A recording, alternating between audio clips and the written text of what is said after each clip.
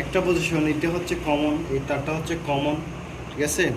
এই কমনটার সাথে যদি আমরা কমনের এইটার সাথে এটা লাগাই তাহলে একদিকে ঘুরবে, অথবা এই কমনটা যদি এটার সাথে লাগাই অন্যদিকে ঘুরবে। তাহলে এই দুইটা তার কোথায় গেল দেখেন, এই দুইটা তার অবশ্যই P1 P2। তার মানে কমনের সাথে যদি আমি P1 শর্ট করি একদিকে ঘুরবে, ফরওয়ার্ডে ঘুরবে। আর কমনের সাথে যদি আমি P2 শর্ট করি তাহলে অন্যদিকে ঘুরবে, উল্টা ঘুরবে কথা দিকে গেলে। তো যার কারণে আমরা কী করছি, কমনটা উভয় মাথা শর্ট করেছি। আমরা একবার এটার সাথে এটা এনসি করি, আর অথবা মাঝ পজিশনে রাখলে অফ থাকবে, অথবা যখন আরেক পজিশনে দেবো তখন এটার সাথে এটা এনসি হবে, তখনই মোটরটা কী হবে, উল্টা দিকে ঘুরবে।